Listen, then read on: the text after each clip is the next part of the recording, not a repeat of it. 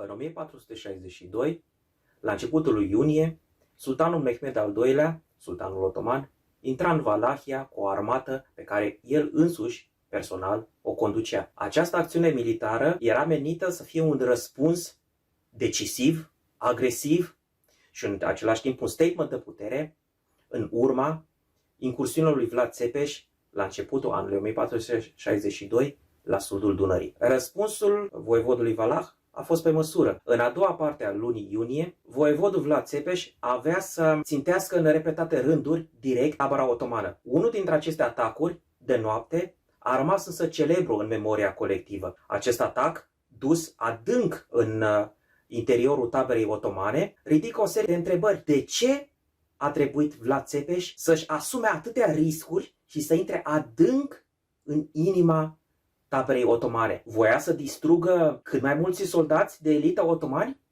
Sau pur și simplu ținta lui era mult mai mare?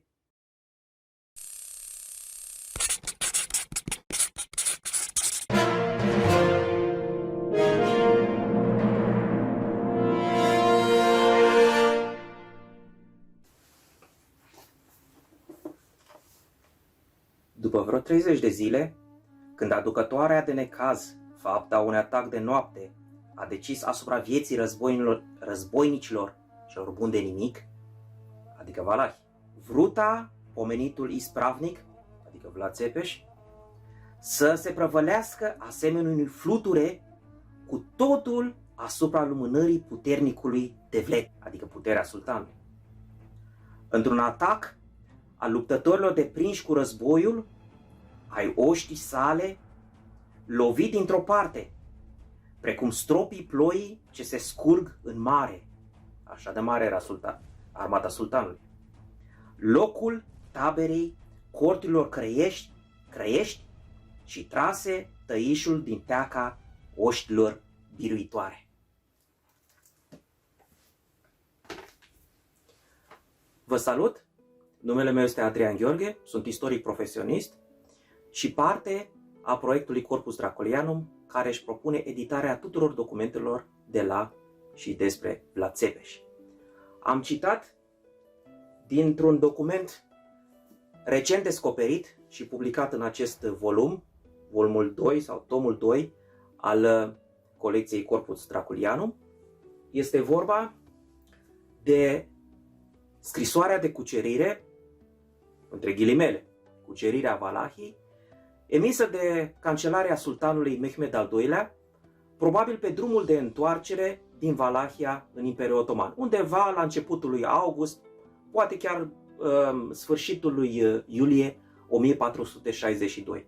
Scrisoarea era destinată principiului Karamanului, Ibrahim Bey, sau Damad Ibrahim Bey, ultimul principe anatolian care rămăsese încă pe tron în fața oștilor, în fața atacurilor otomane. Mesajul era simplu: fii atent cu cine te pui, fii atent cum te comporți, pentru că uite ce am făcut Valahului, uite ce a pățit rebelul Valah. Am venit cu puterea mea nemăsurată, oastea mea cea mare, cât marea cea mare, iar stropii ploii, în acest caz luptătorii gheauri, n-au putut să-mi facă nimic, iar eu l-am nimicit așa cum și pe tine te voi nimici dacă nu ți iei nasul la purtare. La începutul 1462, voievodul Vlad Țepeș își împărțea armata sa în 6 corpuri militare și prin 6 vaduri diferite ale Dunării trecea la sudul acesteia, la sudul fluviului și prăduia, distrugea, ardea, jefuia, meseria timpului, mai multe localități otomane, marea lor majoritate creștine sau locuite de creștini, din acea zonă. O listă a acestora, foarte probabil incompletă, o găsim în celebra sa scrisoare din 11 februarie 1462, trimisă regelui maghiar Matia Corvin. Pe lângă listă aflăm și numărul de victime. Dacă acest număr într-adevăr reprezintă realitatea, atunci trebuie să fi fost o catastrofă demografică care desigur l-ar fi zguduit pe sultanul Mehmed al II-lea. Răspunsul acestuia nu a întârziat să apară. În mai, deja oștile sale erau în apropierea Valahiei, iar la începutul lui iunie, în primele zile, chiar trecea Dunărea și cu mult efort reușea să stabilească un cap de pod pe partea valahă a fluviului. În ciuda vremii toride, atât de toride încât cronicarii otomani, o parte dintre ei chiar martori oculari, ne spun că spahii își puteau prepara iubitul lor kebab pe armuri. În fine, în ciuda acestei vremi și în ciuda, în mod foarte curios, a lipsei apei, deși zona străbătută era plină de păduri și deloc lipsită de râuri și pârâuri, sultanul se deplasa încet, dar sigur, către Târgoviște. Înainte de a atinge capitala, undeva la mijlocul lunii și la a doua parte a lunii, Mehmed a intensificat atacurile sale, care au devenit din ce în ce mai agresive, din ce în ce mai curajoase, ajungând chiar să atace nu numai liniile de aprovizionare, nu numai cetele plecate după Jaf, în stânga și dreapta rutei pe care înaintau soldații otomani, Vlad a atacat chiar tabăra otomană. Și aceasta nu odată, așa cum se credea până acum, ci cel puțin de 2-3 ori, așa cum pe baza recent descoperitelor izvoare otomane, cronici otomane, publicate în volumul 3 al Corpus Draculianum, voivodul Valah a atacat în multiple rânduri tabăra otomană. Dintre acestea atacuri de noapte, toate, foarte probabil toate, unul a rămas adânc întipărit în memoria colectivă. Este vorba de atacul care foarte probabil a avut loc în noaptea de 16 spre 17 iunie 1462. Dacă nu cumva acesta este atacul, atunci trebuie să fi fost cel de-al doilea, în apropierea Buzăului, Bozu, în izvoarele otomane, undeva în noaptea lui 22 spre 23 iunie același an. Aceste atacuri, cum ne informează mai multe cronici otomane, care n-au niciun motiv să ne laude pe Gheaur, ba din contră, îl înfierează cu toate tehnicile narrative care trebuie să ni le arate într-o imagine cât mai negativă. Aceste cronici otomane ne arată că el a intrat până în centrul dispozitivului otoman și s-a ciocnit cu careul de ieniceri, în interiorul cărui careu de ieniceri se afla cortul sultanului, al vizirului și al celor mai prominente personalități și comandanți ai armatei otomane. Pentru a înțelege mai bine cursul acestor operațiuni militare, să aruncăm o privire asupra taberei otomane. Cam așa arată tabăra otomană. În stânga sultanului avem spahii anatolieni, care veneau din Anatolia, așa cum o spune numele, iar în partea dreaptă a sultanului avem spahii rumelioți, adică cei europeni. La mijloc, între aceste două aripi exclusive de cavalerie, avem trupele de poartă, puternic fortificate din toate părțile, cu tunuri, cu șanțuri de apărare, cu palisade și chiar în front cu lanțuri. În inima acestui dispozitiv central se aflau ienicerii, dar și alte ogeacuri, adică batalioane ale oștilor de poartă, numite capâculu în limba otomană. În fine, cum am spus, în interiorul dispozitivului de niceri, bine protejat de rânduri multiple de soldați de elită, cei mai buni soldați de care dispuneau otomanii la acea vreme, se aflau cortul sultanului. Întrebarea firească este așadar, de ce a trebuit Vlad să-și asume un risc așa de mare atacând centrul armatei otomane, unde se aflau cei mai buni soldați otomani. Și nu s-a mărcinit să atace periferia și apoi să fugă rapid. De ce a trebuit să riște să intre în centru și să fie încercuit?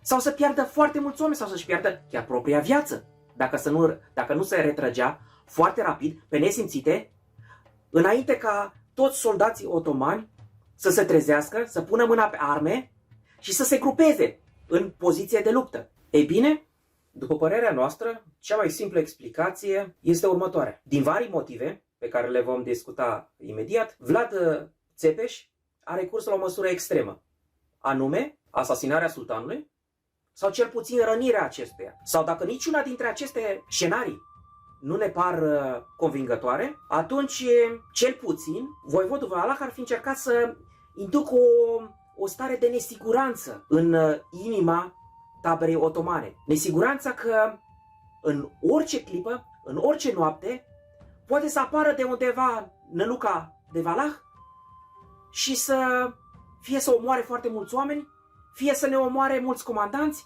fie să ne lase fără sultan.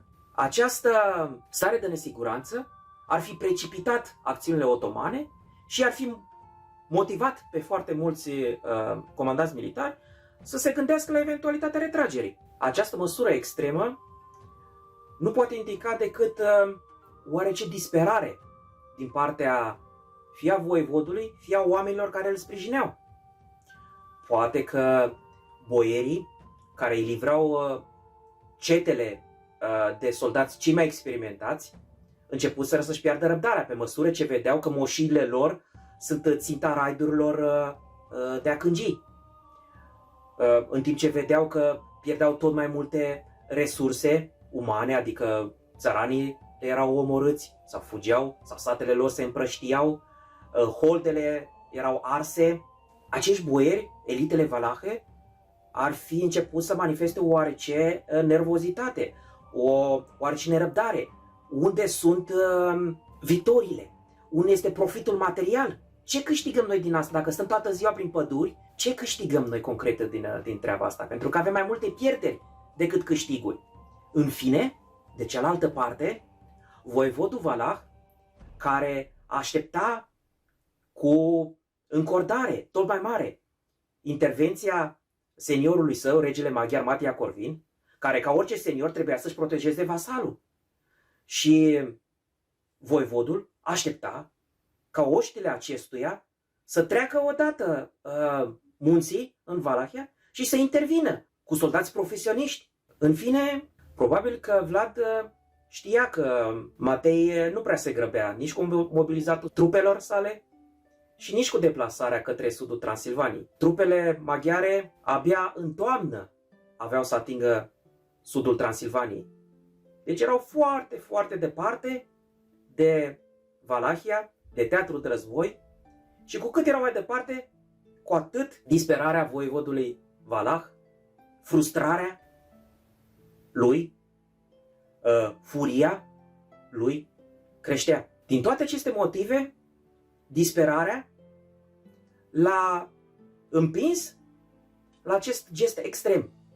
Tai capul șarpelui și cu siguranță scap cel puțin pe moment de amenințarea otomană. Pentru că fără comandant, fie el mort cu totul, ori doar rănit grav, sigur s-ar fi împrăștiat în toate părțile. Pentru că atât, nu numai soldații, cât mai ales comandanții lor, ar fi trebuit să se poziționeze politic cât mai rapid în centrul de putere al Imperiului Otoman, adică în Istanbul, adică vizirul, Beylerbeyi ar fi trebuit să fugă cât mai repede la Istanbul, să-și aleagă favoritul, unul dintre fiii sultanului, și să pună repede pe tron, ca să câștige putere. Pentru că dacă vin adversarii politici și pun ei omul lor înaintea lor, ei au pierdut puterea. Și cu odată cu puterea și capetele. Din aceste motive, oastea otomană, în eventualitatea morții sultanului, s-ar fi dezagregat fără niciun dubiu foarte rapid. Iar Țepeș, care trăise nu foarte mult, dar îndeajuns în Imperiul Otoman și poate pentru puțin timp chiar în apropierea curții otomane de la Istanbul sau măcar de la Edirne sau Amasya în Anatolia, ar fi știut cu siguranță cum merg lucrurile, cum merge politica la Istanbul.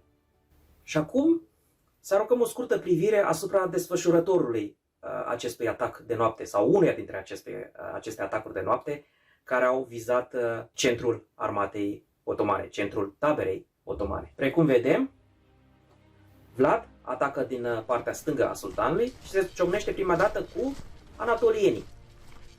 Probabil că nu acesta a fost planul său, însă treaba este că anatolienii au fost treziți înainte de vreme, ceea ce a făcut ca să se precipite atacul valac, care țintea centrul. Într-o primă fază, inicierii au fost împinși, sau cum ne spun cronicile otomane, deliberat s-au tras puțin înapoi pentru a se regrupa. O tehnică, o strategie militară des întâlnită, nimic spectaculos. În a doua parte a atacului, valahii au fost opriți în elanul lor și respinși.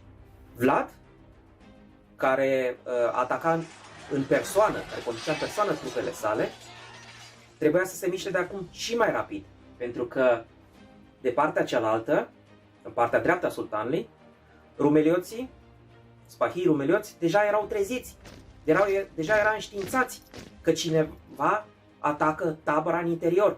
De aceea deja începuseră să se grupeze și să aștepte o eventuală ciocnire cu valahul. Deci, Vlad nu putea să mai insiste prea mult în centru, pentru că risca să fie barat în față și în spate de anatolienii care deja erau treji de zeci de minute, poate chiar de ore. În fine, încercă să se retragă cât mai rapid și cu pierderi cât mai puține. Vlad a trebuit să ia ușor în jos și să ocolească pe rumelioții care îi barau ieșirea. A rămas desigur în urmă șocul și nesiguranța. Sultanul și niciun comandant important al armatei otomane nu a fost ucis și nici măcar rănit. Poate că astfel de atacuri temerare au fost și motivul pentru care otomanii au trebuit să se retragă din Valahia atât de repede și atât de precipitat. Despre aceasta o să facem un video separat, pentru că chestiunea este mult mai complexă decât atâta. Sultanul avea în acel an mult mai multe lucruri importante de făcut decât numai acela de a-l distruge pe Valah. Rămân în urmă mituri mai vechi și mai noi. Aș da doar două exemple. Primul îl cunoaștem din școală, cu toții. Anume că Țepeș în acea noapte de pomină ar fi ajuns până în cortul sultanului, dar acesta nu se afla acolo, fiind plecat în alt cort. Acesta este un mit. Precum ați văzut până acum în acest film, precum am încercat să vă arăt, Țepeș nici nu a ajuns să treacă de liniile de ieniceri care protejau cortul sultanului. Alt mit, de dată ceva mai recentă, este că Țepeș ar fi fost rănit, ba la cap, ba la picior, spun unii și alții. Ei bine, nu avem niciun indiciu ca să ne arate că Țepeș în acea noapte ar fi fost rănit în fie ce fel, în orice parte a corpului său. Dar ideea că Țepeș ar fi încercat să-l asasineze pe sultanul Mehmed al II-lea în acea noapte de pomină este una cât se poate de plauzibilă, deși nu există niciun document care să ne probeze explicit această intenție. Așa cum am încercat să arăt, aceasta este o deducție logică, una cât, după părerea noastră, cât se poate de plauzibilă.